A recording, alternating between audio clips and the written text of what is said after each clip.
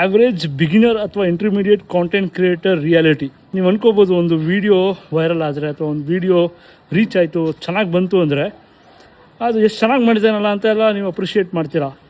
But ಅದ್ರ ಹಿಂದೆ ಅಂದರೆ ನನ್ನಂಥವ್ರಿಗೆ, ನನಗಂತೂ ಕಷ್ಟ ಆಗುತ್ತೆ. I never took videos in one take. ಅಂದರೆ ಒನ್ ಟೇಕಲ್ಲಿ ನನಗೆ ಈಸಿಲಿ ಬರೋಲ್ಲ ಆಯಿತಾ. ತುಂಬ ನಾನು ಸೈಕಲ್ ಹೊಡಿಬೇಕು. ಅಯ್ಯೋ ಒಂದು ಸಲ ಏನಾಗುತ್ತೆ ಕಾನ್ಷಿಯಸ್ ಆಗಿಬಿಡ್ತೀನಿ. ಯಾರಾದರೂ ಬಂದರೆ ಅಯ್ಯೋ ಮತ್ತೆ ಹೆಂಗೆ ಮಾತಾಡೋದು ಅಂತ ಕಾನ್ಷಿಯಸ್ ಅದಿನ್ನೂ ಇದೆ, ಫಿಯರ್ ಇದೆ.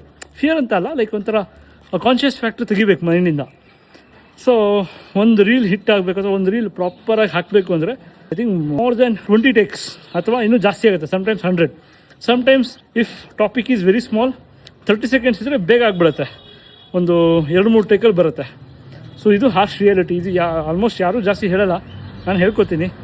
ನೋಡಿ, ನೀವೇ ಈ ಸ್ಕ್ರೀನ್ಶಾಟ್ ನೋಡಿ, ಗೊತ್ತಾಗುತ್ತೆ ನಿಮಗೆ ಎಷ್ಟು ಟೇಕ್ ತೊಗೊತೀವಿ ಒಂದು ರೀಲ್ ಎಕ್ಸಿಕ್ಯೂಟ್ ಮಾಡೋದಕ್ಕೆ ಅಥವಾ ಒಂದು ರೀಲ್ ಅಂದರೆ ಪ್ರಾಪರಾಗೆ ಫಿನಿಷ್ ಮಾಡೋದಕ್ಕೆ ಅಂತ.